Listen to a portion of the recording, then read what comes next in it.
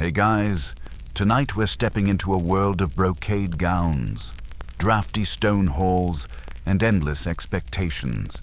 You are no peasant. You're a noblewoman in the Middle Ages, a high-born lady wrapped in velvet, draped in power and chained, ironically, by the very silks that set you apart. As you wake up in a castle that smells faintly of ash, wet stone, and beeswax. Remember, this is luxury, medieval style. You've got servants, sure, but also no running water, a constant draft up your legs. And if you get sick, your doctor might bleed you based on your zodiac sign. You probably won't survive this. So, before you get comfortable, take a moment to like the video and subscribe, but only if you genuinely enjoy what I do here. And drop your location and what time it is where you're listening from. I always love seeing those roll in. Now, dim the lights. Maybe turn on a fan for that soft background hum. And let's ease into tonight's journey together. The first thing you feel every morning isn't the warmth of sunlight. It's the chill of stone floors and the stiffness of sleeping upright in a canopied bed that's more decorative than comfortable.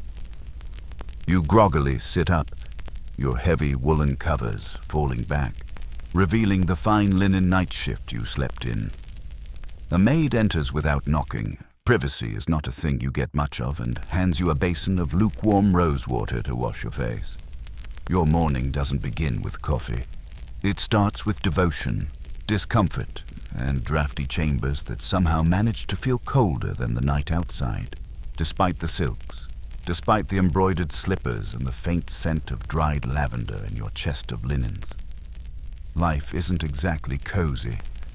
Your castle is impressive from the outside, imposing towers, thick walls, fluttering pennants, but inside there's constant damp, dim corridors, the echo of your footsteps on stone, and a fireplace that only works if the wind isn't in the wrong direction. You light candles during the day, not for mood, but because most rooms barely get any natural light. Historians still argue whether noblewomen had their own private quarters or shared large chambers with other female relatives and maids. The truth probably varied, but what's certain is that any sense of alone time was rare. You're being watched by family, by servants, and sometimes by the carved wooden saints in the chapel who always look slightly disappointed in you. Your clothing alone takes forever. A linen chemise, woolen hose, a stiff kirtle, and finally the overdress, often trimmed in fur if you're rich enough. If you're lucky, you get to wear squirrel, which was a status symbol. Yes, really. You sit still as a maid braids your hair into a tight pattern, perhaps wrapping it in veils or tucking it under a crespine net. If your hair's too unruly, don't worry, some women pluck their foreheads to keep with beauty ideals. The higher the brow, the closer to God. Or fashion, depending on who you ask. Breakfast is basic porridge. Bread, maybe some weak ale. There's no espresso, and don't even think about bacon unless you're feasting. But even then, you might find yourself served pottage, a kind of mush stew or eel pie, which is exactly as slimy as it sounds. Your morning might include listening to petitions, overseeing the kitchen, or managing the linen accounts. You're expected to know how many hams are in storage and how many bolts of cloth have been used that season. If your lord husband is away fighting, you might be running the entire estate, ordering sewings, hearing disputes, and ensuring the household keeps functioning. And yes, your math better be excellent. Medieval bookkeeping doesn't suffer fools. Still, your days have their comforts. You may have a pet, a greyhound or small dog. Perhaps you walk in the courtyard garden if the weather's fair, where rosemary and sage grow in neat square beds, bordered by trimmed hedges. Some gardens even include medicinal herbs, and you're expected to know which ones ease headaches or help with childbirth. That's woman's knowledge. Now, let's talk about hygiene, because yes, medieval nobles did bathe, just not every day. You sit in a large wooden tub lined with linen, and warm water is poured in from kettles. The air smells of thyme and chamomile. But don't relax too much. Your bath might be public in the sense that your maids are watching you. Modesty. It's more about when men are present. Among women, everything's visible. You hear the chapel bells and know you're due for Mass. Religion structures everything, from birth to death. The church has a say and a fee. You kneel on cold floors, chant Latin prayers you only half understand, and try not to let your stomach rumble too loudly during Lent. You have a patron saint. You also might have a minor relic tucked away, a tiny shard of bone in a jeweled case, said to bring fertility or protection. Whether it works is unclear, but it's worth believing in something. One strange but true detail. Some noblewomen kept falcons. You might even have one perched on your gloved arm in the courtyard, its sharp beak twitching, its eyes fixed. It's not just a pastime, it's a status symbol. The bigger the bird, the more impressive your rank. Oh, and the gossip. You'd better believe it's constant. Who married whom? Who got fat? Who might have smiled at the wrong monk? Your life is a performance, and every glance, word, or whisper becomes a topic for someone's embroidery circle. You smile politely and say nothing. It's safer that way. By midday, your corset, if you're in a later medieval period, is pinching, and your feet hurt, but you sit tall. Poise is everything. The court poet might be watching. Your in-laws definitely are. And yet, despite the discomfort and the control, you feel a strange pride. You are a cornerstone of your house's legacy. You bear its colors, its expectations, and its future heirs. Your life is stitched together from obedience and opulence. It's not freedom, but it's a kind of power, hidden, veiled, but very real. And as evening draws near, the fire finally crackles high enough to push back the cold. You settle into your high-backed chair, hands folded over your lap. Somewhere in the distance, a servant sings a low, sweet song in Breton. You breathe it in. A moment of calm. Tomorrow it all begins again. You don't remember agreeing to marry anyone. And yet, here you are, betrothed at 10 years old. Maybe younger, if your family had debts or ambitions. You've known for years that your life isn't really your own. But the day your mother sits beside you with a serious look and says, "You'll be wed come spring," it still hits like a slap from a velvet glove. The man you're marrying. You've probably never spoken to him. He's older. Maybe not that much older, but definitely not the flaxen-haired knight from your daydreams. He's more like a political solution in chainmail. Someone your father owes loyalty to, or land, or both. Marriage, for noble women in the Middle Ages, is a business merger wearing fancy robes. Love isn't a requirement, usefulness is. And so you become the hinge on which dynasties swing. Your wedding is a transaction in full public view, complete with food, music, and enough guests to justify weeks of stomach cramps from stress. Historians still argue whether young noblewomen had any say in these arrangements. Some claim powerful mothers might push back if the match seemed poor. Others insist that the church at least required some verbal consent from the bride. But saying "I do" in front of a bishop while your entire family watches doesn't exactly make it a fair choice. You're 14 now, or maybe 13 3/4. Either way, your wedding dress is too heavy, and the ceremonial veil keeps slipping. The chapel smells of beeswax, incense, and panic. The ring slides on your finger, cool, gold, unfamiliar. Everyone claps. You try not to cry. That night, it's expected you'll consummate the marriage, which, let's be honest, is horrifying. But sometimes, just sometimes, it doesn't happen right away. If you're considered too young, the union might be recognized but not physically sealed until a few years later. That's what they call bedding postponed. Comforting barely. In your new home, The rules don't change. They just shift slightly to reflect your husband's domain. You're expected to behave, bear children, and ensure the household runs smoothly. And if your mother-in-law is still alive, oh, brace yourself. She's been waiting years to remind you that you're not the lady of the house yet. There are fleeting moments of affection. He might bring you a carved comb, a length of imported silk, or a falcon's feather he found on the hunt. You smile politely. Sometimes he's kind. Sometimes he drinks. Sometimes he doesn't speak to you at all. You learn to navigate silence as skillfully as conversation.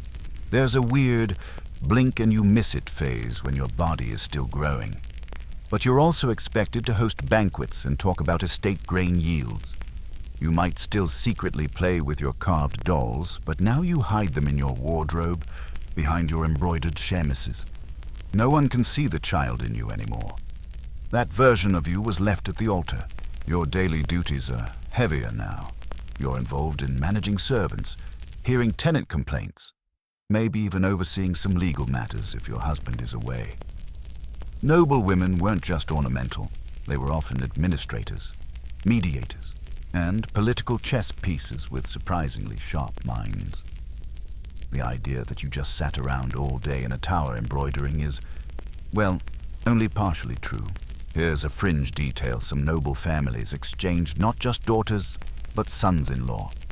Occasionally, boys would be sent to live with their future in-laws to foster before marriage. It helped ensure loyalty and smoothed over the awkwardness of wedding someone you barely knew. A bit like sending your future husband to summer camp that lasts 5 years. And let's not forget the dowry. It's not just a gift, it's a gamble. Your family provides land, silver, or livestock to sweeten the deal, hoping it secures your status. If your marriage ends without heirs, or worse, if you die in childbirth, your dowry could revert back or become the center of a lawsuit. Romantic. Right. You find small rebellions. Maybe you refuse to wear the jeweled hairnet your husband gifted you because it tugs painfully at your scalp. Maybe you sneak away to read a poem if you can read. Literacy among noblewomen was spotty. Some could compose letters in Latin. Others had to rely on scribes. But storytelling always finds a way, even if it's whispered between stitches or carved into wood. One day, you visit your family for a feast, and everything feels foreign. Your younger sister is wearing your old dress. Your dog doesn't recognize you. Your father greets you like a guest, not a daughter. You've become a satellite orbiting someone else's world, and you smile through it all. Because dignity is the only armor you're allowed to wear in public. The strangest thing, sometimes you do feel proud. You represent a lineage. You keep the house running. You're respected. People bow to you. Children practice curtsying in your shadow. And even if your husband sees you as a decorative detail, others see something sharper, something steel-tipped beneath the silks. You go to bed that night with aching feet and a head full of accounts. Your hair smells of rose oil. Your stomach is tight from your corset and from trying not to cry when your husband called you quiet like it was an insult. But you've learned that being quiet is sometimes how you survive, and sometimes how you win. The morning routine of a noble woman isn't exactly a lazy stretch in satin sheets with birds singing out your window. You wake up before dawn, not because you're an overachiever, but because the chapel bells toll before sunrise and everyone in the manor expects you to start the day with reverence, not rest. You sit up stiffly, your neck a little sore from the embroidered pillow that looks regal but offers all the comfort of a sack of onions. Your room is dim, lit only by a rushlight or a small lamp fed with animal fat. The fire in the hearth has burned down to embers. The stone beneath your feet is cold enough to numb your toes through 2 layers of wool. You stretch, modestly, because your maidservant is already bustling in.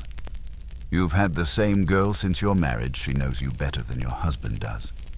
She hands you a damp cloth for wiping your face.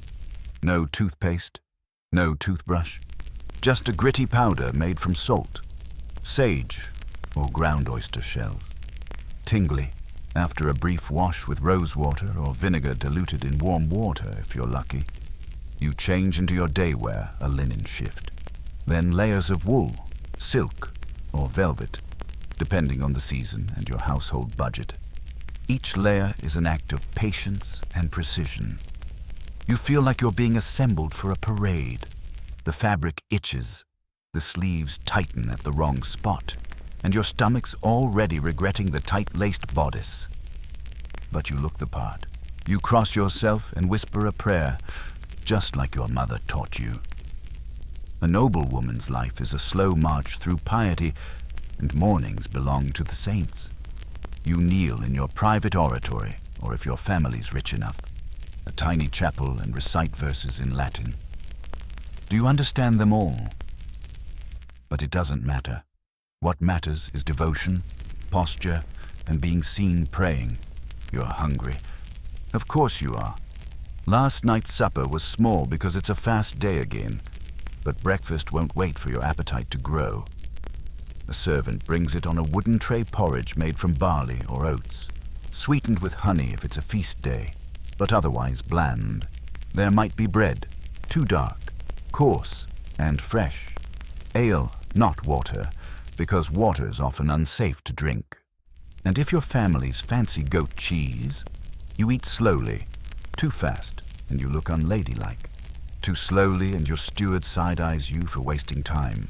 Historians still argue whether noblewomen had the luxury of daily routines, uninterrupted by the needs of estate management.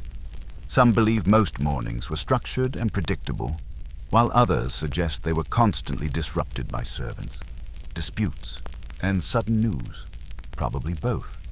Some days are routine. Others begin with your husband shouting about missing rent from tenants 2 villages over. Once breakfast is over, your responsibilities begin in earnest. First, checking on the kitchen. It's not that you cook, that would be scandalous, but you do approve meals, inspect stores, and ensure everything's running well. You ask about flour quantities, the condition of wine barrels, and whether the pigs in the smokehouse have been properly salted. Domestic management is considered a reflection of your virtue. Then it's time for the accounts. Yes, you do math, on parchment, with a quill. You're reviewing tithes from your tenants, wages for the household staff, and payments to local craftsmen. You keep a careful ledger. If your husband is away at war or just at court, you're the de facto boss.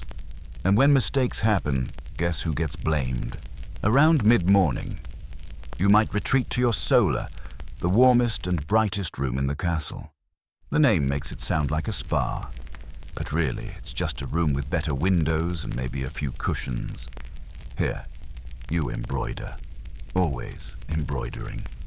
It's more than art, it's a way of showing discipline, patience, and status. You might be working on altar cloth, a tapestry for the hall, or a baby's christening blanket. But sometimes, just sometimes, the embroidery has secrets. A flower stitched upside down, a pattern with hidden meaning. If you're clever, you use it to communicate. A fringe fact. Some noblewomen use dyes to send signals in the colors of their thread. A red rose might say more than I'm good at botany. It might be a message for someone across the room. You pause only when your chaplain arrives to read aloud. If you're literate, you read with him religious texts mostly, but also courtly romances if no one's judging. You sigh at tales of knights kneeling before noble ladies, all longing and honor. If only your husband had read more of those. But instead, he prefers hunting and shouting. The sunlight shifts. You hear the clatter of hooves in the courtyard. A messenger, a noble guest.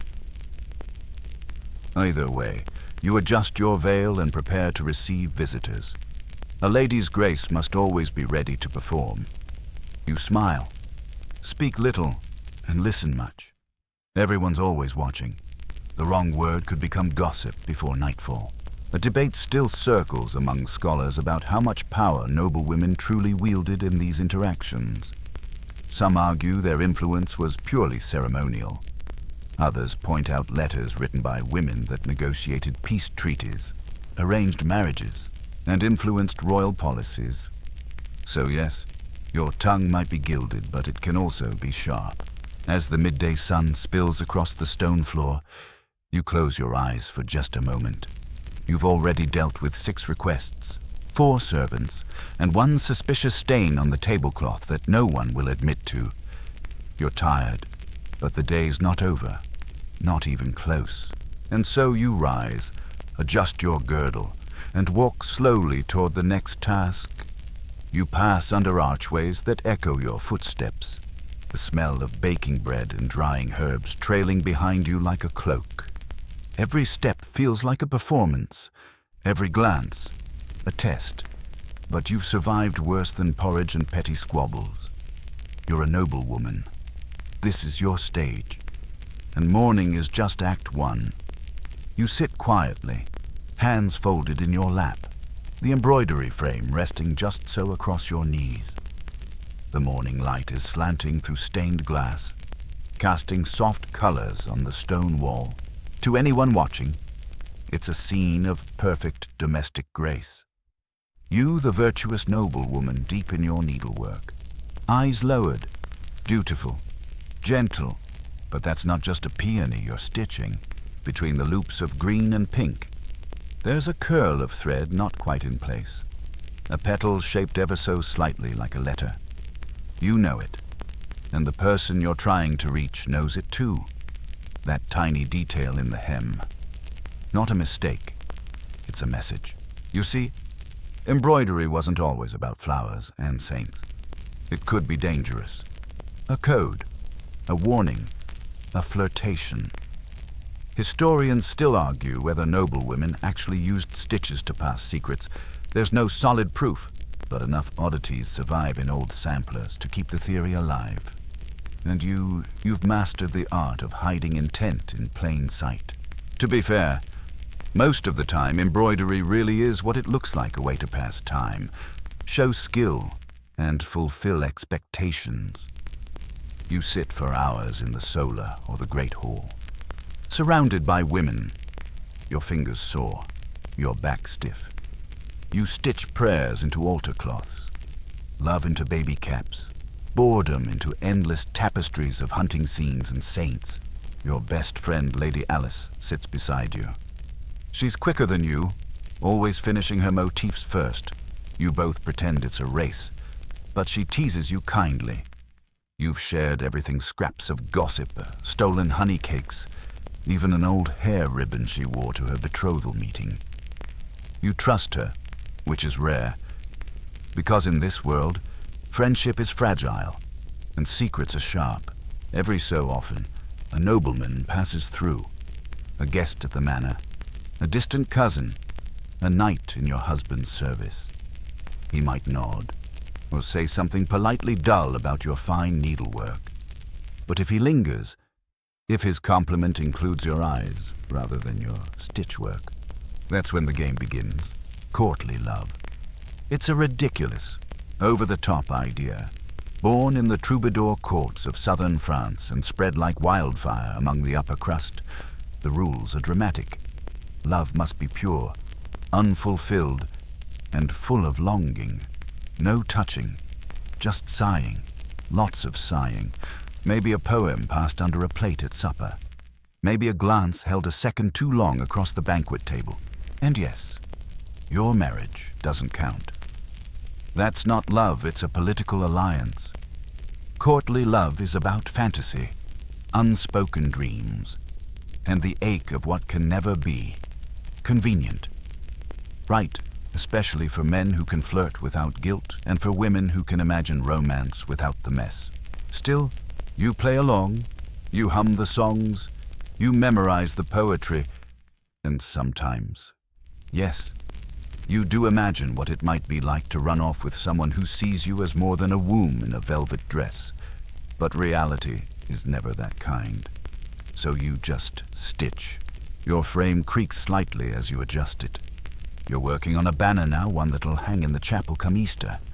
It features a lamb, a cross, and too many lilies. The symbolism is thick, and the silk thread keeps tangling. You sigh, then smile when Alice offers her scissors without being asked. She knows your moods too well. Fringe fact of the day, some noble women stitched their own burial shrouds. Not because they were especially morbid, but because it was seen as the ultimate pious gesture. Imagine embroidering your own name in gold thread, surrounded by angels you'll never see, and setting it aside in a cedar chest until the day you die. Comforting or creepy depends on your mood. As afternoon shadows stretch longer, the room grows quieter. The fire in the hearth crackles. Alice hums a lullaby under her breath, one you both learned from an old nursemaid. You try not to prick your finger again the last time. The blood stained the silk, and you had to cut the whole section out. There's a rhythm to this life, a softness that hides a steel core.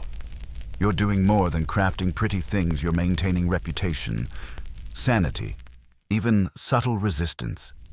Each stitch is proof that you're still here, still patient, still watching. Sometimes you're interrupted by someone who doesn't understand the sanctity of this space. A steward asking about wine deliveries, a child needing comfort, your husband demanding your opinion on which horse to sell.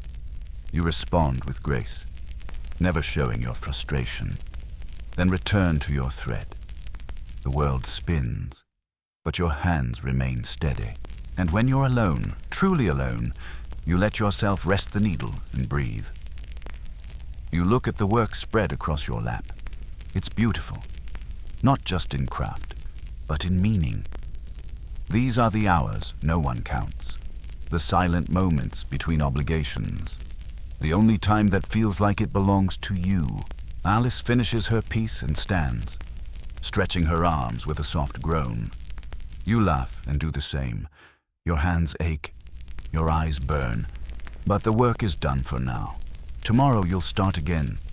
A new panel, a new pattern, maybe a new secret, buried under the petals. Dinner might be roasted peacock on a silver platter, but before you bite into that regal bird, beware you are walking a social tightrope in velvet slippers. Feasts, fasts, and faux pas define your public face as a noblewoman, and every meal, every morsel, every motion of your hand across the linen-draped table says something about who you are, how powerful your family is, and whether your in-laws are planning to poison you. Joking, mostly. The day's main meal is served just after noon. Supper comes later, usually light, but the midday feast is where the political theater plays out. You sit at the high table, just below your husband, flanked by lesser lords and ladies with good breeding and slightly worse manners.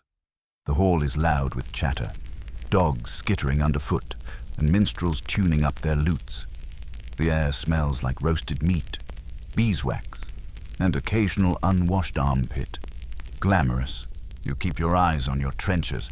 No, not trench coats. Trenchers are flat, plate-like slabs of stale bread or thick wood, used as makeshift dishes. Your food is arranged neatly, and your servant stands just behind you, ready with wine or a cloth to dab your fingers. There are no forks, yet they won't become popular in Europe for centuries. So you eat with knives, spoons, and fingers delicately. Of course, no slurping, no gnawing, no licking your fingers no matter how good the honey-glazed turnips are. Today's menu, let's say roast swan, boiled cabbage, rye bread, eel pie, and possibly almond milk pudding. You're not vegan. But fasting rules from the church mean you might go meatless on Wednesdays. Fridays, and during long stretches of Lent and Advent, that's where eel pie comes in. It's fish, technically, and it's slippery in both texture and interpretation. Historians still argue whether noblewomen had much say in the feast planning or simply followed their husband's lead. Some accounts show ladies directing entire kitchens. Others depict them as distant diners. You're somewhere in between, politely pretending the fish isn't staring at you while making mental notes about who compliments your new girdle and who avoids eye contact altogether. A fringe detail that might curl your modern sensibilities sometimes. Entire animals were served dressed in their own feathers. Roast peacock, brought out with tail intact and dipped in gold leaf. Spectacle was the point.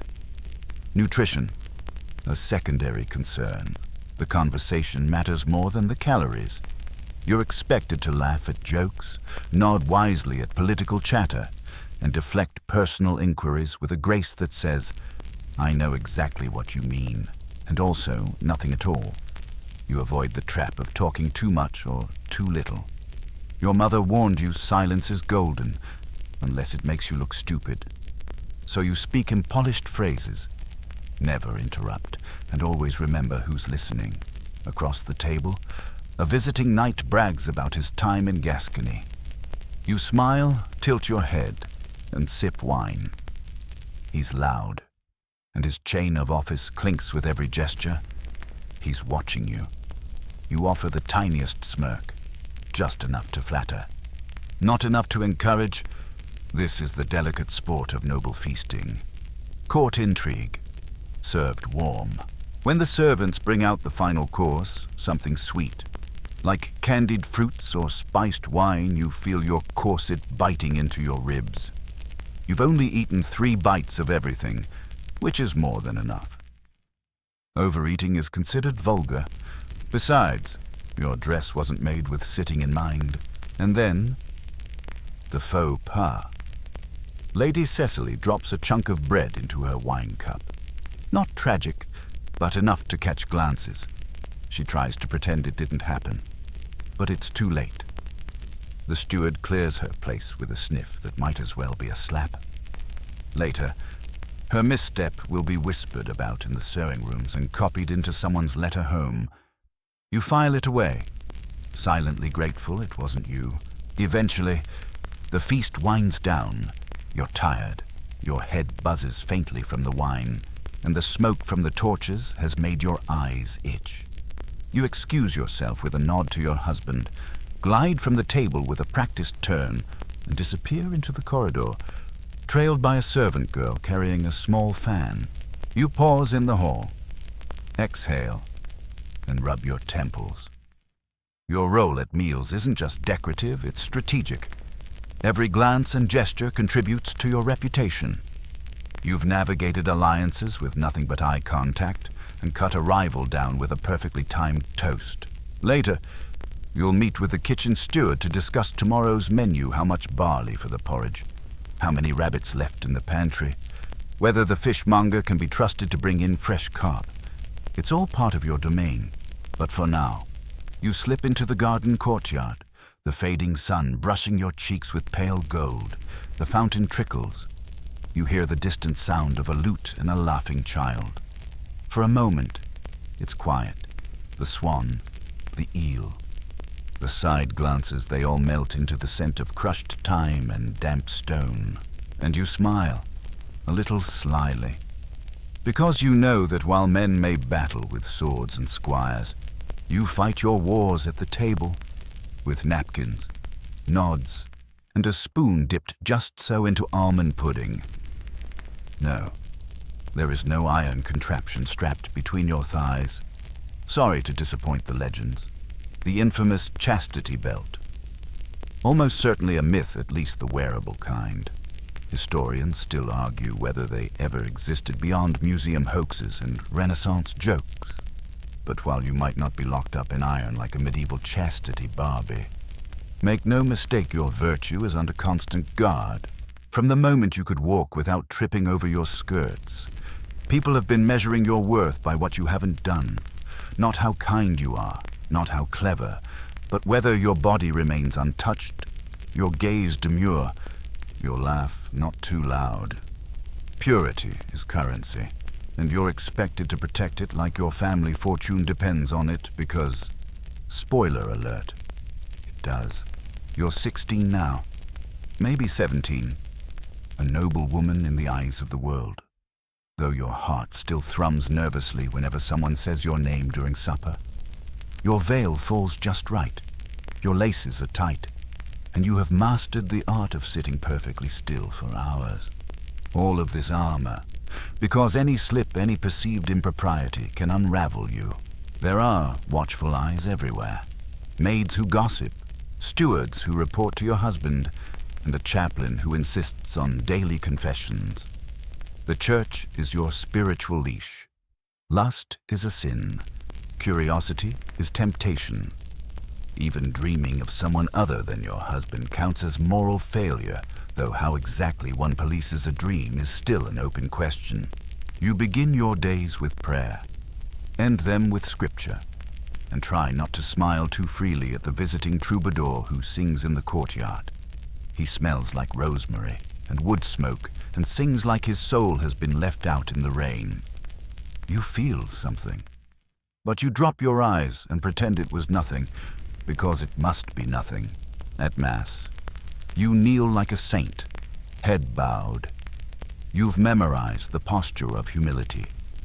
You never speak out of turn, never initiate a conversation with a man, and you've trained your face into the perfect expression of polite disinterest. Inside, you scream into a pillow every now and then. That's not to say you're completely powerless. Women have always found loopholes. You lean on the reputation of saints, especially women like Catherine and Margaret, whose virtue became mythic. You make strategic friendships with abbesses and widows, and in some cases, you write letters carefully, in code, hidden beneath ink that fades with lemon juice. Maybe not you personally, but some women did. It's one of those fringe facts that scholars still dig for in faded manuscripts and palimpsests. The worst part, if something does happen to you, something forced, violent, or beyond your control, society still blames you. Why was she alone? Why wasn't she more modest? Why didn't she scream louder? You've heard it whispered about other women. You've watched how fast their names vanish from guest lists and church pews, and you know the message silence is survival. You're told that your virtue is a flame, flickering delicately in the dark, always at risk of being snuffed out by the slightest breeze. So you become obsessed with control, with safety, with reputation. You smile when you're expected to. You say no, even when you're not asked. You disappear at the first whiff of scandal. Still, your mind wanders. Sometimes, in the garden, as bees buzz lazily around the lavender, you imagine a different life, a small cottage, a simpler dress, a man who looks you in the eyes instead of through you. But that's fantasy. Your reality is corsets, quiet lips, and the unspoken command to never be a problem. And yet, beneath all this enforced purity, there's a core of steel. You've watched men lie, cheat, drink, and falter with barely a slap on the wrist. You've watched women endure, bear children, keep households afloat, and still be treated as fragile ornaments. And in your private thoughts, you sometimes wonder who the real sinners are. In your chamber, there's a reliquary, small, gilded, containing a supposed splinter from the cross. You were given it at your wedding. You pray before it every night. Sometimes, the prayers are genuine. Sometimes, they're just habit. But occasionally, when the wind howls outside and the candle flickers low, you ask the saints not for protection, but for power. Alice, yes. Still your closest friend once whispered to you about a nun who ran away from her convent and lived disguised as a man for 6 years. She became a scribe, had her own room, made her own money, was only discovered when she died. You both laughed nervously about it, but it lingered in your mind. And here's the great irony: you're told you're too delicate to make decisions. But you're also expected to be the moral spine of your household, the guardian of the children, the overseer of the servants, the calming presence to a man who might be twice your age and half your sense. It's exhausting, but you endure, because that's what noblewomen do. You keep your flame burning, even when the wind picks up. You walk the narrow bridge of virtue with your head high. Even when your heart longs to leap off, you are more than your virtue. But the world isn't ready to admit it. It starts with a poem, a few lines scratched onto parchment, folded twice, tucked under your goblet when you weren't looking. The script is elegant, the ink still fresh, and it smells faintly of lavender, probably dabbed on intentionally. You read the words carefully, flowery metaphors about your eyes, being stars and your breath like spring winds. All very poetic, all very dangerous. Welcome to the world of courtly love, a game, a performance, and a battlefield of longing that doesn't lead to anything except, usually, heartbreak and maybe a little scandal. But oh, how intoxicating it is. You glance around the feast table. No one's watching. Or rather, everyone's pretending not to. That's the thing about courtly love. Everyone knows it's happening, but no one is allowed to admit it. It's like a masked dance, and your mask is stitched into your smile. You tuck the poem away, careful not to crease it. Is it from the troubadour with the sad eyes, the squire who always lingers too long at your doorway, or perhaps the knight who helped your horse down the muddy slope last week with hands that lingered just half a second too long? You don't know, and part of you doesn't want to. Mystery is the whole point. Historians still argue whether these courtly romances ever went beyond longing gazes and symbolic handkerchiefs. Some say it was all theater, a safe outlet for feelings that had no room in arranged marriages. Others suggest that, behind closed curtains, some of these romances bloomed into real affairs. But let's be honest, secrecy was both the glue and the noose. You remember the rules because there are rules. Courtly love must be noble. It must be secret. It must be chaste. And it must be hopeless. If you get what you want, you've broken the spell. The tension is everything, like drinking from a goblet that's always just out of reach. Your marriage is not about romance. Your husband is kind, in his way, but he doesn't write poetry. He doesn't whisper to you under the stars. He talks about grain yields and horse breeding and whether the new cook is overusing salt. You listen. You nod. You count the days until the next festival, when someone might dare to compliment your hair again. And here's the paradox: as a noblewoman, you're expected to inspire desire, but never feel it. You are the flame, not the moth, the distant star, never the reaching hand. Men are encouraged to love you from afar, write songs about your eyes, and collapse in dramatic despair when you ignore them. You, in return, are expected to smile, blush, and carry on as though you haven't just read 5 stanzas about your soul being made of moonlight. Still, you find moments to indulge the fantasy.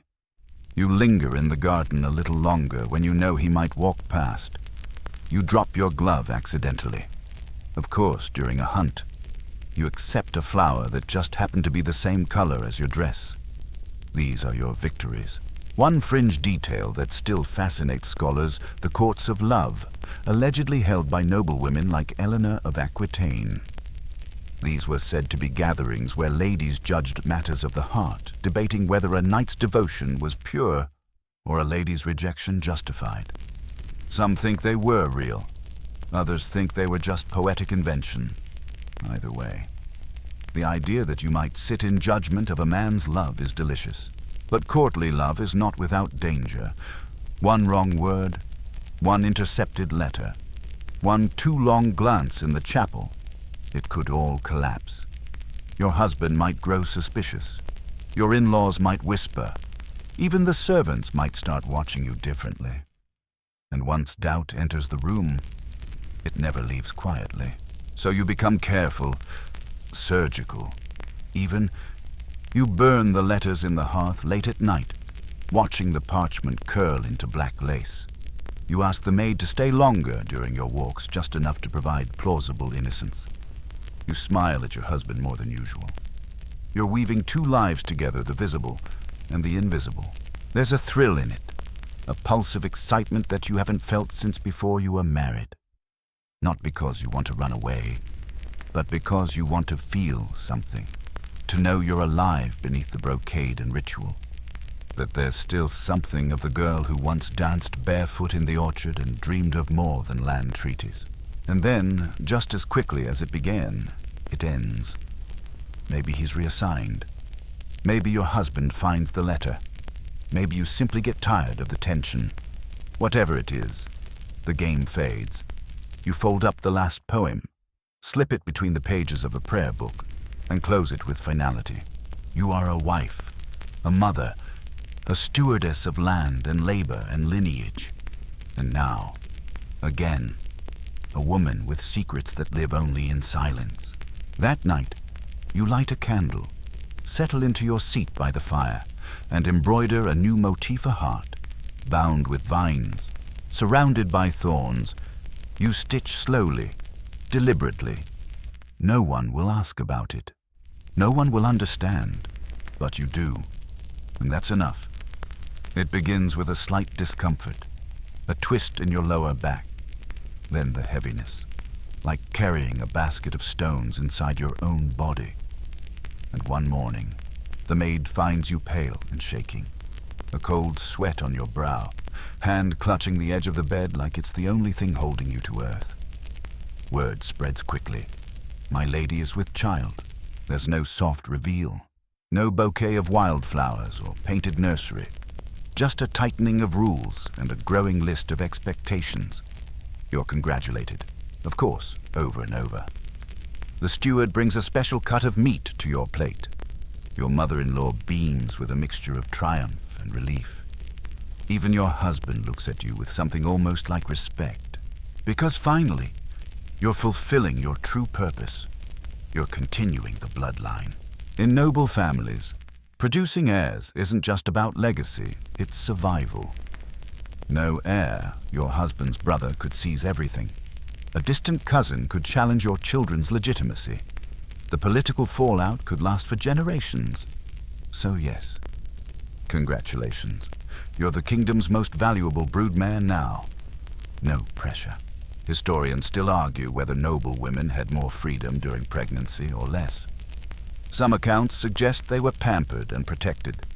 Others show strict confinement, relentless expectations, and a terrifying fear of miscarriage, especially if the first child was a girl. You're caught in between, treated with reverence, but also under relentless scrutiny. Alice notices first how quiet you've become. She tries to cheer you up with songs and stories.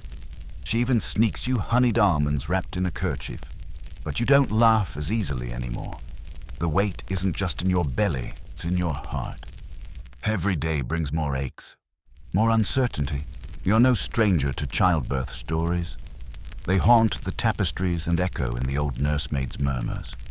Women dying of childbed fever, infants stillborn, midwives dismissed or blamed for using folk remedies. The worst, when they say the mother lived, but was never the same again. The midwife assigned to you is older than your chapel walls. Her hands are rough but skilled.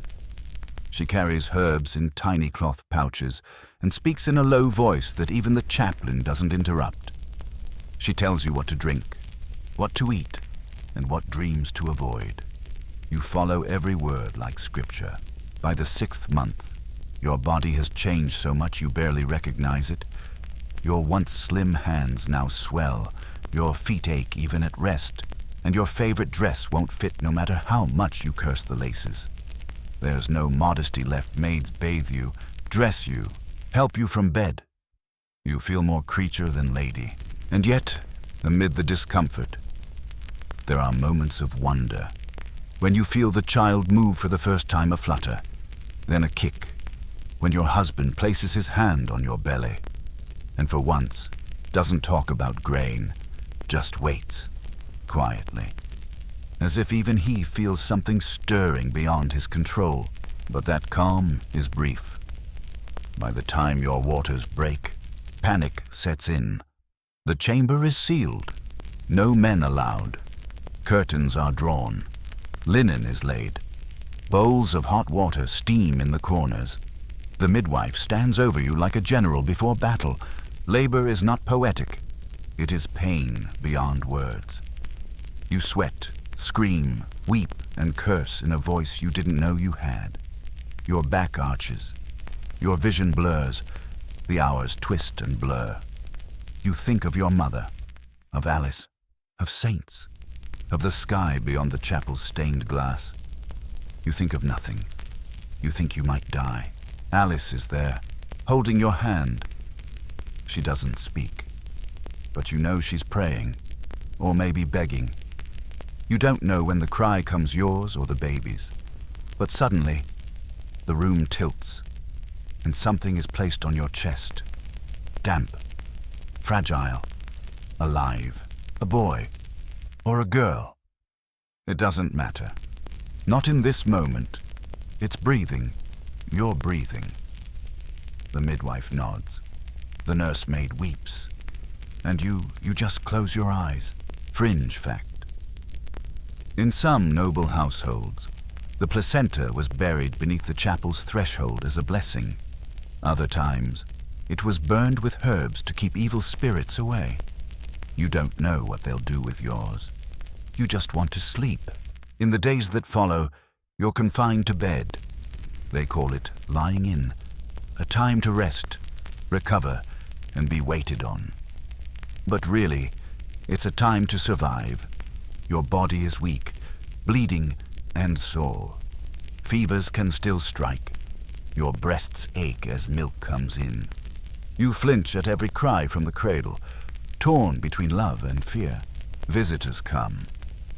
They praise the child. They praise you. But their eyes always flick to your hands, checking for trembling, to your face, checking for sadness, because postpartum melancholy, though not named yet, is known. They'll call it hysteria, bad humors, or the devil's shadow. But you know it's just grief woven into exhaustion. Still, you rise, slowly, painfully.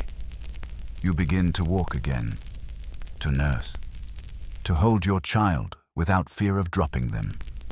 You sing lullabies learned long ago, the ones your nursemaid sang when you were small, and the world felt safer. And when the child opens their eyes for the first time, really opens them, you feel something shift, a tiny spark of joy. Not the fierce pride of legacy, not the political satisfaction of a secure bloodline, just joy, quiet, simple, human. And for once, you let yourself feel it fully.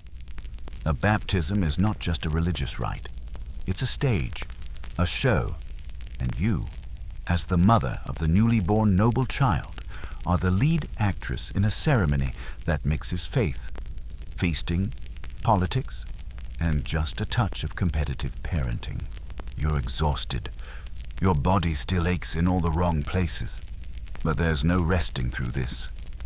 The chapel has been swept, the candles lit, the font scrubbed until it gleams. Nobles from neighboring estates have ridden in.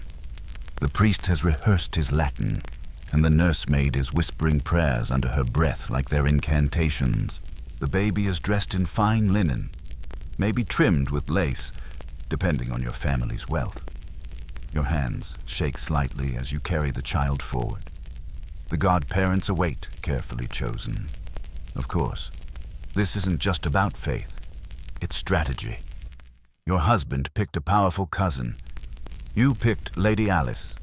Of course, your dearest friend and the only person you trust to raise this child if something went wrong.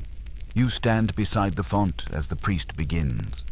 The Latin rolls over you like waves. Your mind wanders, still fogged from sleepless nights, sore shoulders, and the strange emptiness that comes after birth. The priest anoints the baby's head with oil, dips fingers in the cold baptismal water, and offers the child to the church, to God, and to some extent to the court of public opinion. Because this moment says everything, that you, a noble woman, have done your duty, that the child is legitimate, blessed, and destined for greatness or at least a good inheritance. This ritual isn't private, it's a declaration. Historians still argue whether noblewomen actually enjoyed such ceremonies or endured them.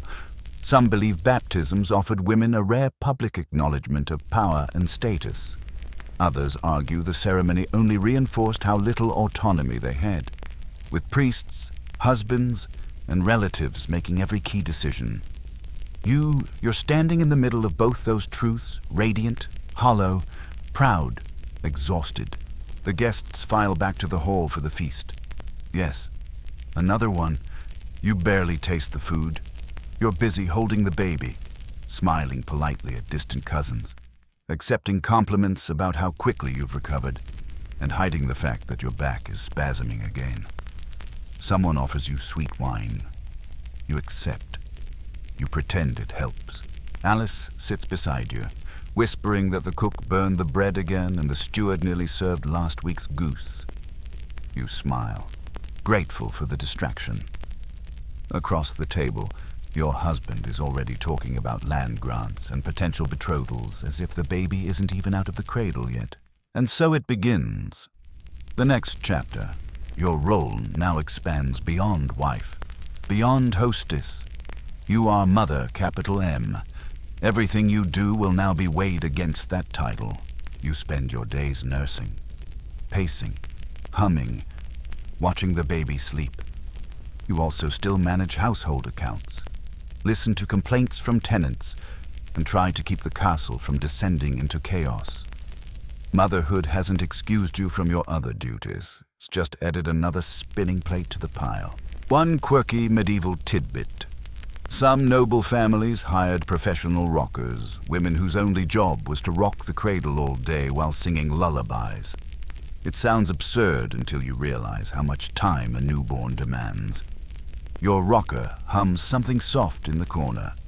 You mouth the words without even realizing. Nights are hardest. The baby cries in gasping, hiccupy bursts. Your husband grumbles, rolls over, and falls asleep again. You rise slowly, sorely shuffle across the chamber, and lift the baby to your chest. You whisper soft nonsense. Rock, rock, breathe, breathe. Some nights, you cry too. The old nursemaid says it's normal. She rubs your shoulders, brushes your hair. She tells stories of other ladies, other births, other recoveries. Some fast, some slow, some joyful, some not. You listen, half asleep, half grateful. You don't leave the manor much. Not yet. But occasionally, you walk the gardens. You point out herbs to the baby time, lavender, mint. You sit by the old sundial and watch bees dance between blossoms. You try to remember who you were before your body became a vessel. And then, one afternoon, the baby laughs for the first time. It's unexpected, bubbly, delighted, loud. The rocker gasps. You nearly drop your embroidery hoop. You laugh too, suddenly, helplessly. It's ridiculous how proud you feel.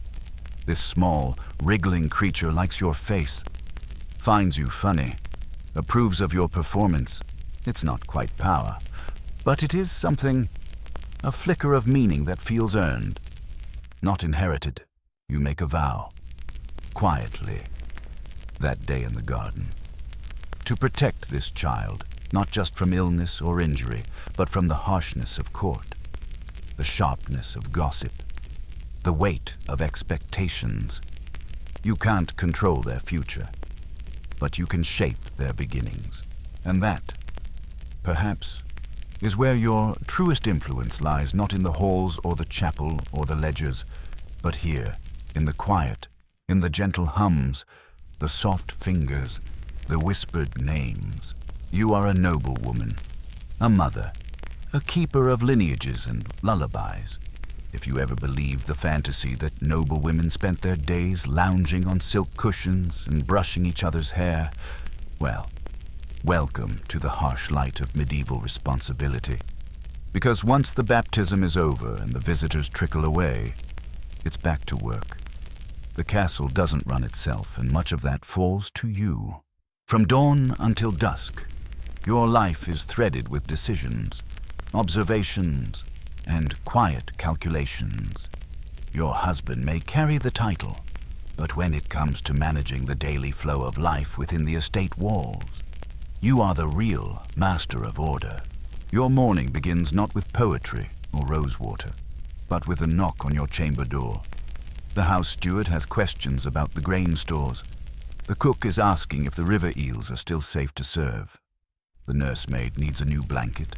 You sit up in bed, barely awake, and already the wheels are turning. You're responsible for managing a vast household staff, dozens of people, depending on your rank.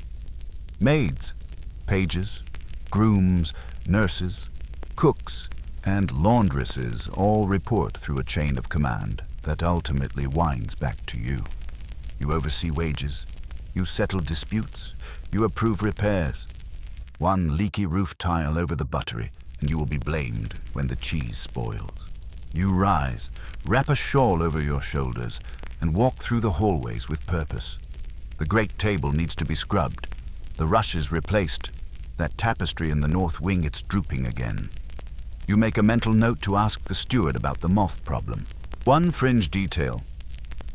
Noblewomen often kept house books, early ledgers, recording food, textiles, wine usage, and guest lists. Some still survive today, with beautifully neat handwriting, little flourishes in the margins, and even recipe notes. If you're lucky. Yours includes a recipe for almond pastries passed down from your mother's side. You're proud of that. You check on the herb garden. The sage is thriving, but the dill looks poorly. You assign a boy to fetch fresh manure. The kitchen maid watches you with admiration. You've got a reputation for running a tight, fair household. Not too cruel, not too soft. You stop by the dairy and examine the cheesecloths. You inspect the work of the laundresses. Any blood-stained cloths are burned, not reused. You nod at the kitchen, where pies are already baking, and make a note to mention to the cook that the meat pie has looked a bit suspicious lately. Spoiled food means sick guests, and sick guests mean rumors.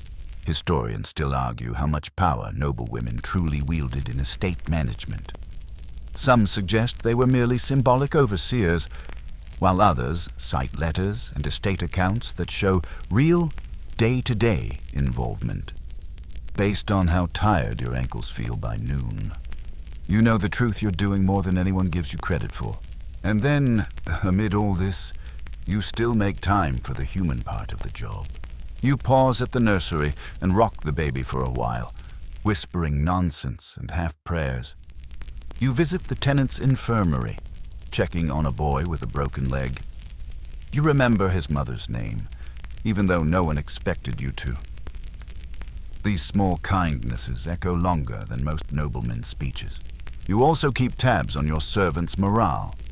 A happy staff means fewer broken dishes, fewer accidental thefts, and far fewer chances of someone dropping gossip at the market. That's part of your job too, controlling the story. You know that what happens in the castle doesn't stay in the castle unless everyone has a reason to keep quiet. Alice helps you when she can.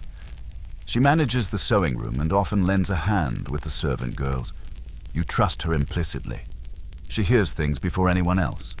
When a page is sneaking wine or a maid is crying in the corner, Alice is the one who tells you, softly, without judgment. She's not just your friend, she's your unofficial intelligence officer. Midday, you allow yourself a rest. 15 minutes.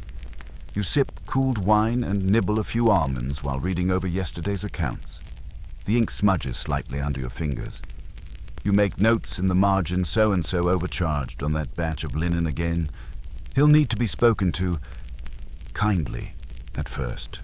Later, you handle letters, correspondence with your mother, a note to your sister-in-law about her pregnancy, a carefully phrased reply to a distant lord requesting a visit he always eats too much.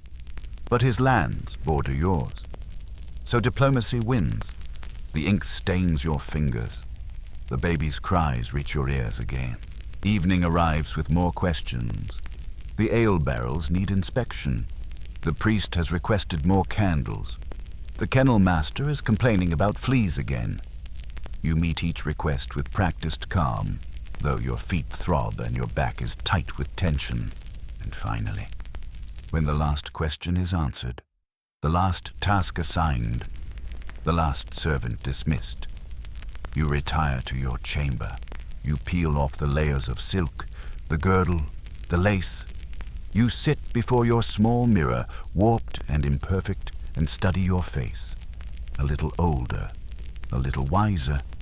A woman who commands a castle and keeps the bread from burning. You lie back in bed, eyes closed, and hear the quiet tick of the world settling down. It's not glamour, it's not ease, but it is purpose. And in a world that rarely credits women for anything but birthing sons, that purpose is your quiet rebellion. A letter arrives on wax-sealed parchment, the kind that smells of spices and ink and danger, the kind that makes your heart skip half a beat before your eyes even reach the signature. Because this isn't an invitation to a feast or a cousin's wedding, it's news from the border. Your husband is going to war. You knew this day would come. Every nobleman is, at some point, a soldier. It's part of the role, part of the inheritance. Lands, titles, and steel. But knowing it doesn't prepare you. Not when you're watching him strap on his sword with a blank, distant expression. Not when you're kissing his cheek and pretending that you aren't thinking about widows. Your role shifts again dramatically, almost violently.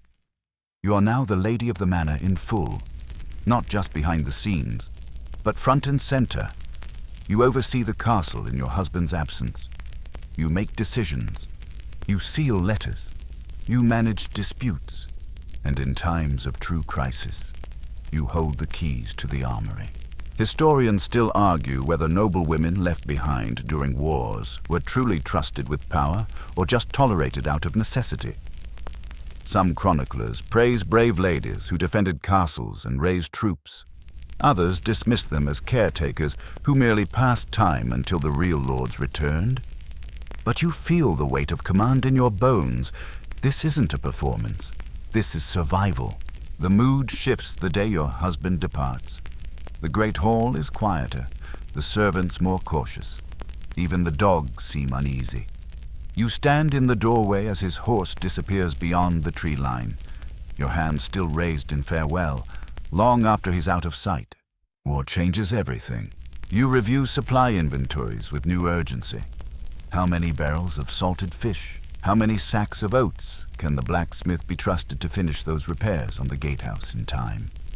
You start paying closer attention to the guards' schedules. You even walk the battlements yourself, wrapped in a fur-lined cloak, the wind slapping your cheeks. Alice warns you not to overextend. You don't have to do everything, she says gently. But you shake your head. You do. Because if something goes wrong, if the castle is attacked, if the people rebel, if a message is misread, you'll be the one held responsible. A woman failing is remembered far more harshly than a man.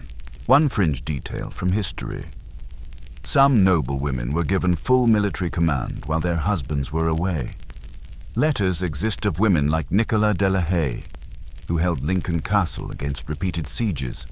A rare breed, yes, but not fiction. Women who led. Women who fought. Women who refused to fold. You aren't brandishing a sword, but your weapons are different. Your quill, your intuition, your understanding of what makes people tick and what makes them snap. You use favors like currency. You remember birthdays. You let the steward's son skip kitchen duty when his mother fell ill. And you know these things will come back to you when loyalty is tested. Then, the worst arrives, a message bearing a wax seal in unfamiliar colors. A battle has been fought.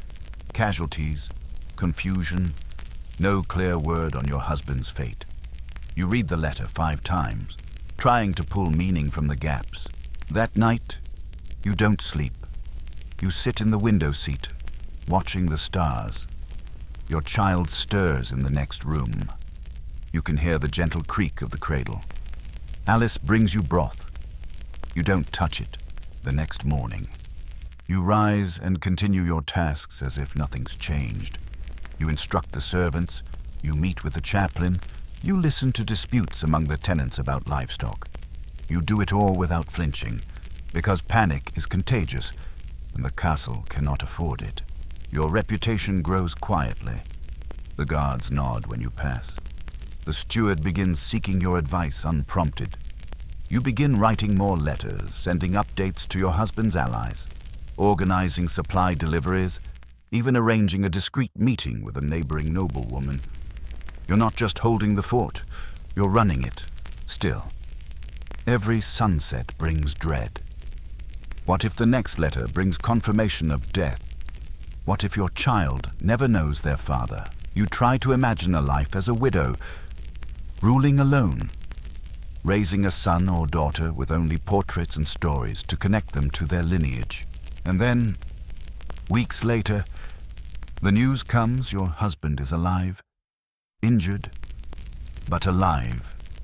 He is recovering in a lord's estate 100 miles away. He will return before the frost.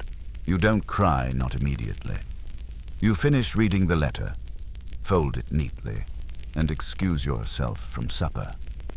Only when you reach your chamber and close the door do you collapse into Alice's arms and sob until the candles burn low. When your husband finally returns, thinner and paler, with a scar curling down his cheek, he looks at you differently. There's a silence between you, not cold, not hostile, just changed. He sees you now, not just as the mother of his heir or the keeper of his house, but as someone who held his world together in his absence. He takes your hand. You don't say much that night, but in that silence, something new settles between you, respect. You never thought much about illness before? It was just one of those things whispered about in the corners of the castle, mentioned when a servant didn't show up for a few days or when the chaplain's prayers turned suddenly more urgent. But then the coughs start echoing down the hallways. Then comes the smell sweet and sour and wrong. And suddenly, sickness isn't just a rumor. It's a shadow slipping under every door. The plague. Or maybe not that plague. Diseases weren't usually named in your time. Not clearly. Could be the great pestilence.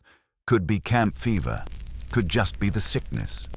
But whatever it is, it's spreading, and you're stuck right in the middle of it with no idea who will survive the week. You move quickly, faster than anyone expects from a woman in silk. You order the courtyard scrubbed with vinegar. You have the well covered. You send a page to fetch a priest, but not the town priest, who's already coughing, just like half the market vendors.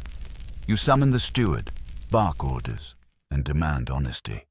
How many sick, how many dead? He hesitates. You glare. He tells you. 8. By morning, it's 11. Historians still argue how involved noblewomen were during outbreaks, whether they fled to country manors or stayed and managed the crisis. Some letters describe women praying by sickbeds. Others show entire families fleeing, abandoning estates to the rats. But you stay, partly because there's nowhere else to go.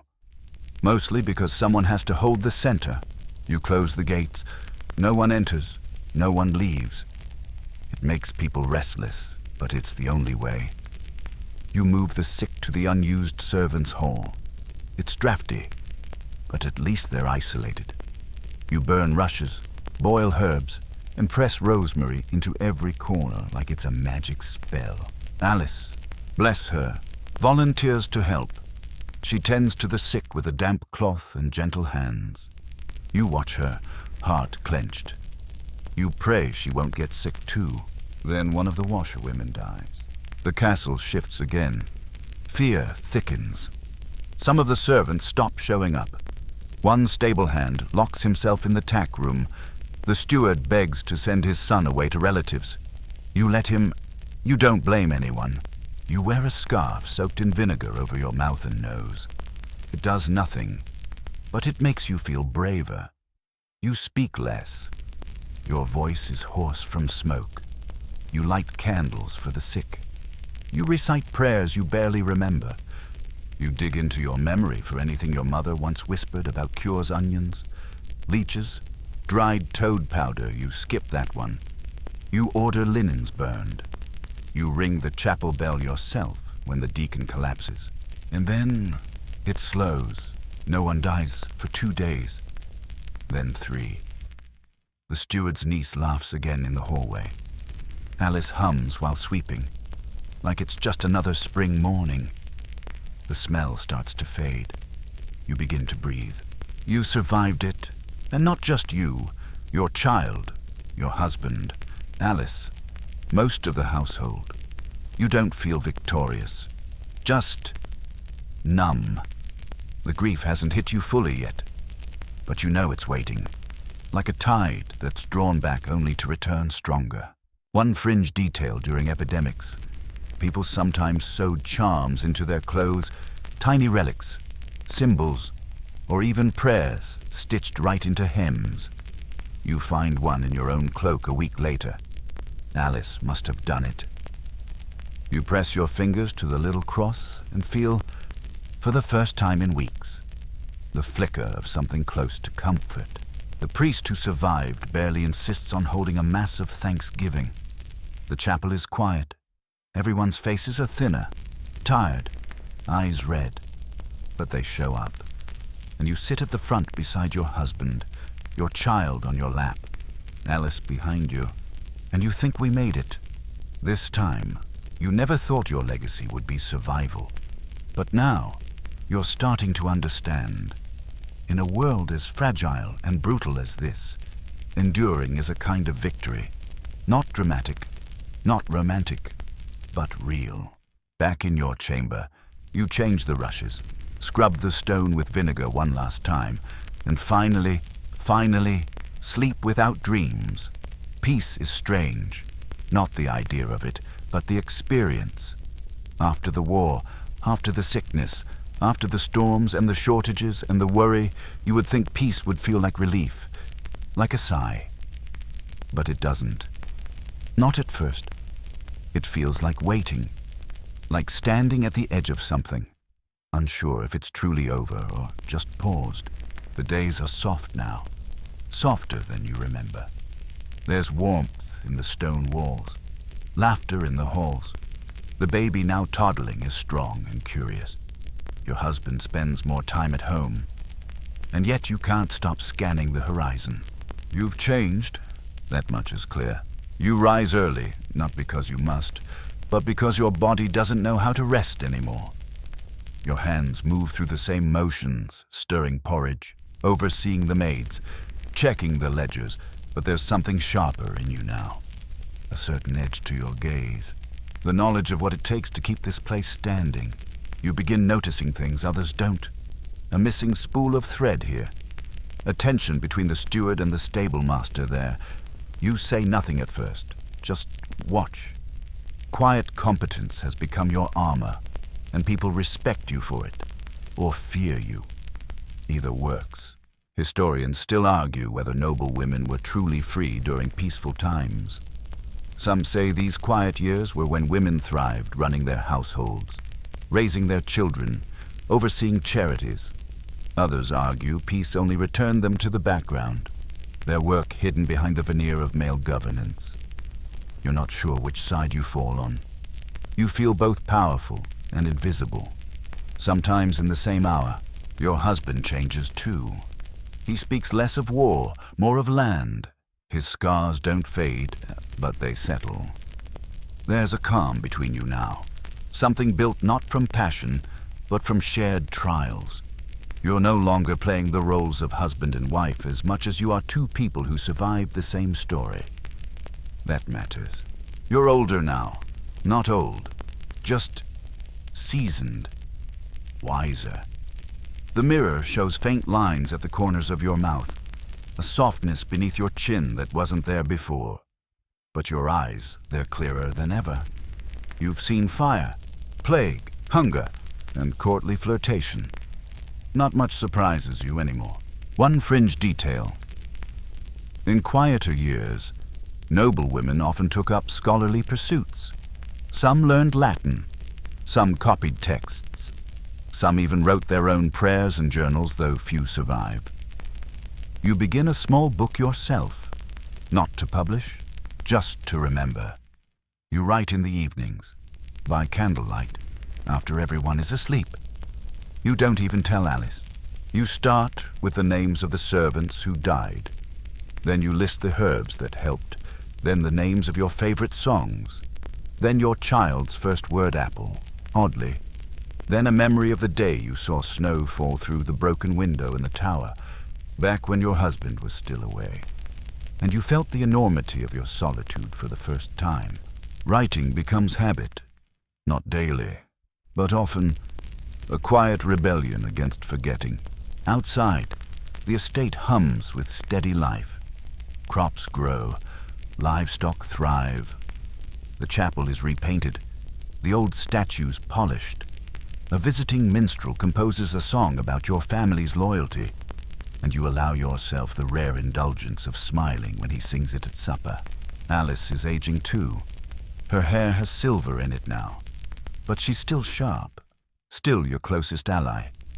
You often walk the gardens together, speaking of nothing and everything. Sometimes she talks of the past. Sometimes she jokes about running away to a convent not out of piety, but for peace and cheese. You both laugh.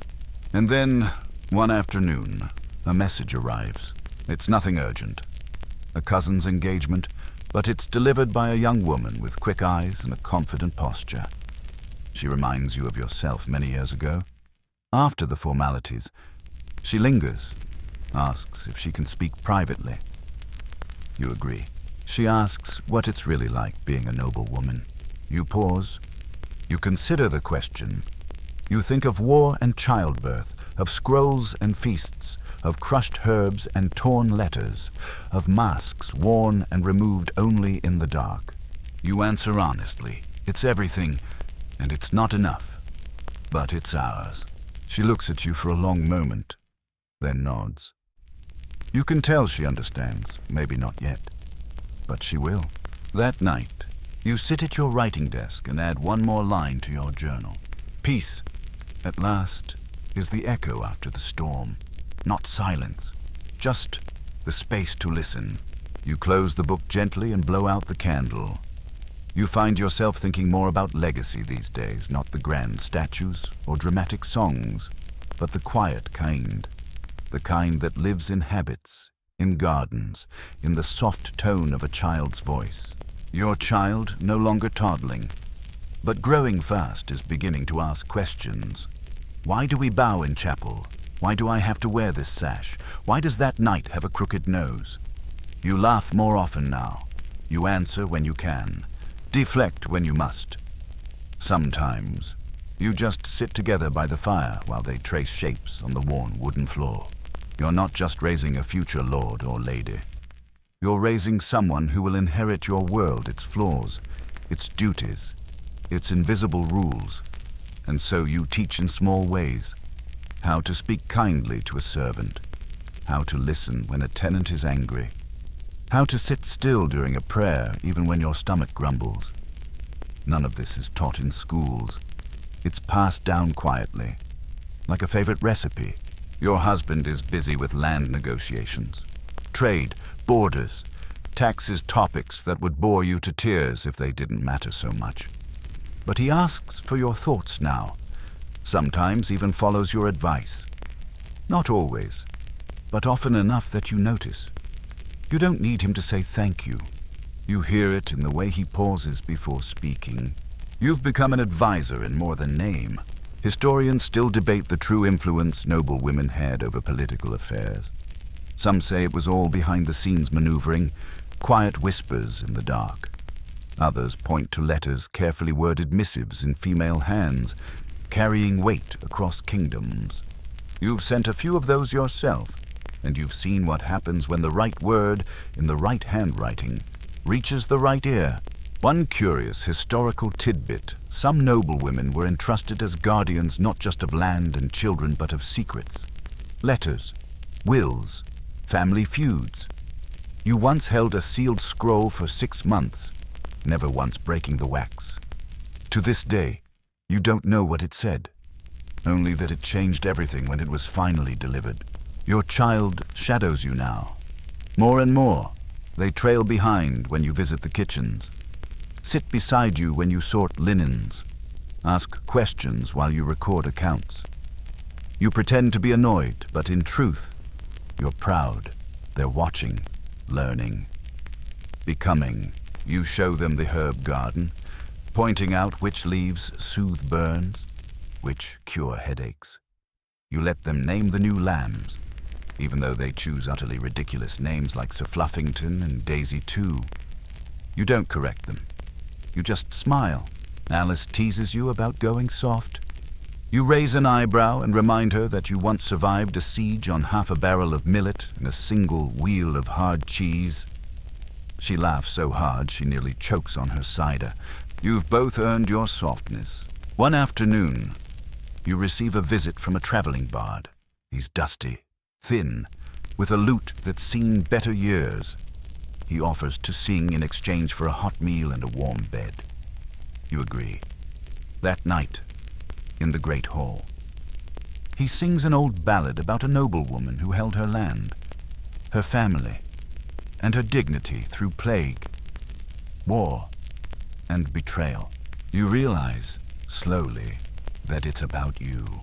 No names, no exact details, but the echo is unmistakable. Someone talked, someone remembered. Maybe the steward, maybe a passing servant, maybe Alice. Doesn't matter. Your story made it into a song, and suddenly, legacy feels a little more real. You retreat to your solar that evening, sit in your usual chair, and stare out at the trees beyond the walls. It's early spring. The buds are just beginning to show. The breeze smells like thawing earth and wet stone. You breathe it in slowly. Then your child enters, holding the journal you've been writing. They ask what it is. You tell them it's everything I didn't want to forget. They nod, carefully place it back down. Then, without a word, they climb into your lap like they used to when they were smaller. You hold them close, and for a long time, the world is perfectly still. The seasons turn again. You feel them not just in the weather, but in your bones.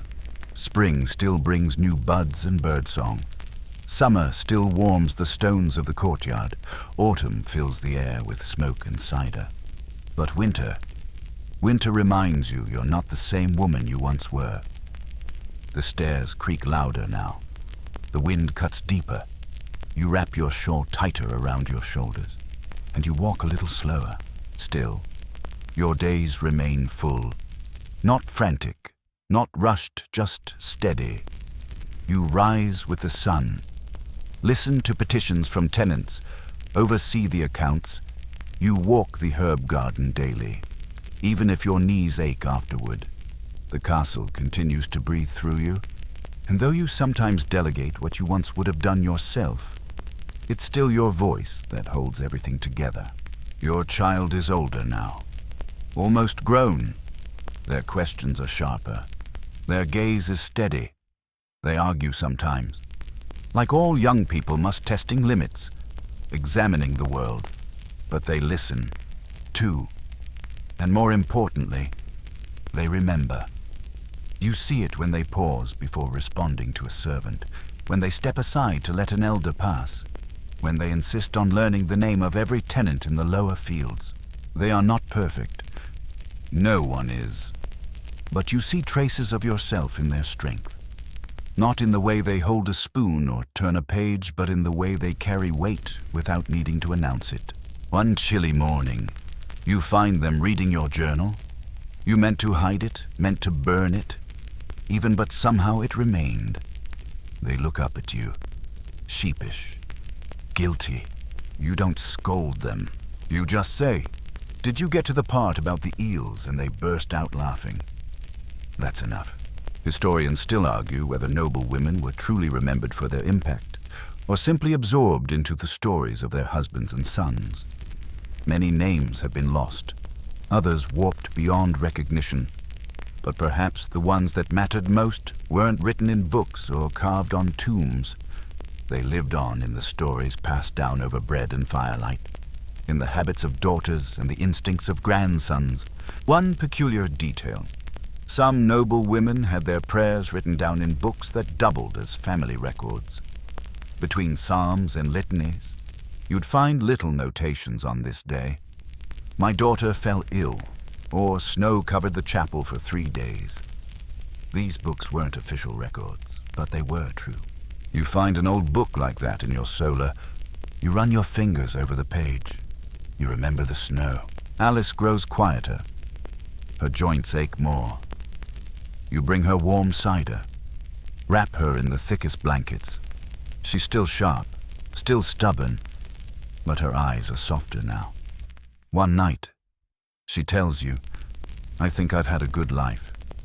You don't reply. You just hold her hand. And when she passes one cold night peacefully, with the smell of rosemary in the air, you sit beside her until dawn. You bury her on the hill, near the beehives she once tended. You plant lavender by her stone. The castle mourns with you. For a day, everything is still. And then, life resumes. It always does. That's what you've learned. The world doesn't stop, but neither do you. You walk the walls again. You check on the dairy. You light candles in the chapel. You hum a song that Alice used to sing when the rushes were changed. You live, and slowly, without realizing it, you begin to let go, not of the work, not entirely, but of the grip, the need to control every piece. You trust more, delegate more, you even laugh more deep. Belly laughs, the kind you haven't allowed in years. Your child comes to you one evening, holding a rolled parchment, a betrothal, a good match, sensible, strategic. You give them your blessing. They ask if you're proud. You say, "I've always been proud."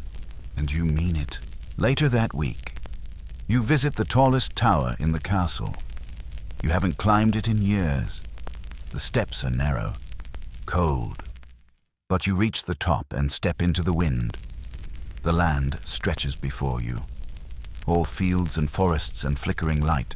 This is your domain, not by birth, not by decree, but by endurance. You close your eyes, breathe deeply, and for once, the future doesn't feel like a burden. It feels calm. Now the candle has burned low, and the night has stretched long and soft around you. The castle is quiet. The hearth crackles faintly.